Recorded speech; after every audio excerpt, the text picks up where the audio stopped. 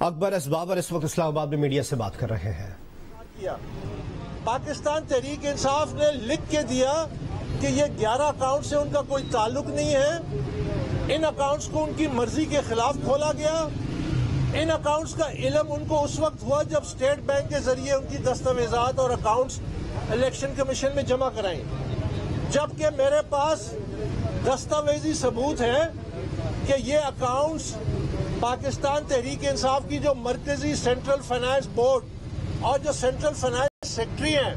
سردار اظہر طارق جو اس وقت تھے ان کے دستخطوں سے یہ اکاؤنٹس آپریٹ ہو رہے تھے۔ تو یہ معاملہ انہوں نے مارچ 15 کو یہ جھوٹ بولا کیونکہ اسکروٹنی کمیٹی کی جو رپورٹ ہے اس میں ان کے خفیہ اکاؤنٹس کا پردہ چاک ہو گیا، اس میں بڑے پیمانے پہ جو انہوں نے اکاؤنٹس خفیہ رکھے وہ سامنے آ گئے۔ اب آپ اندازہ لگائیے آج الیکشن کمیشن میں جو امریکہ میں پاکستان تحریک انصاف نے 2 غیر قانونی کمپنیاں کھولی تھیں، آج انہوں نے یہ دعویٰ کیا ہے کہ وہاں سے جو پورا پیسہ پاکستان آنا تھا وہ پورا پیسہ نہیں آیا، اور انہوں نے اس سلسلے میں جو کمپنیاں ہیں امریکہ میں ان کا پیسہ انہوں نے وصول نہیں کیا، جو کہ غلط بیانی ہے۔ اور ساتھ ہی ساتھ انہوں نے یہ کہا کہ ان کے جو وہاں پہ ایجنٹ تھے ڈاکٹر نصر اللہ ان کے خلاف انہوں نے کارروائی کی ہے اور وہ اس کے ٹریجرر تھے۔ یہ جو پیسے ہیں اس سے وہ لا تعلقی کا اظہار کر رہے ہیں۔ تو یعنی آج پھر انہوں نے اپنے ہی جو اپوائنٹڈ ٹریجرر ہیں اس کمپنی کے اس پہ سارا ملبہ ڈال دیا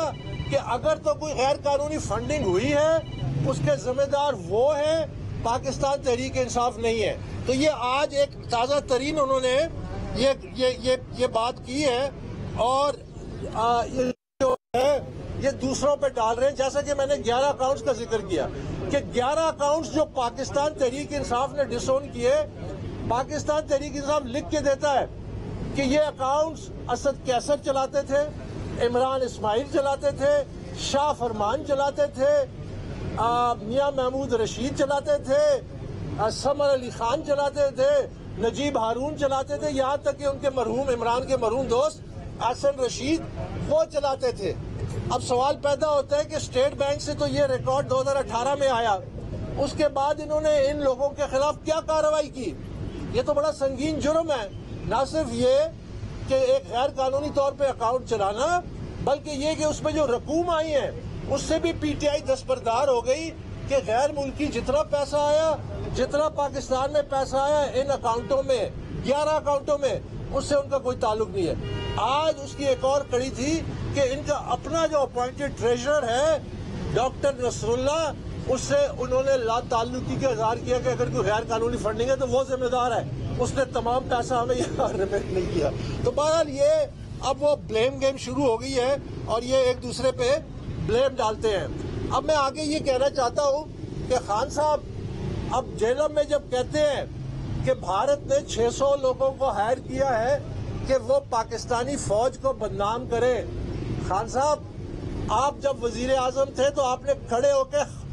انڈیا کی فارن پالیسی کی تعریف کی تھی، آپ کو کس نے کھڑا کیا تھا؟ آپ نے خود انڈیا کی تعریفیں کی تھی جو انڈیا میں جشن منایا گیا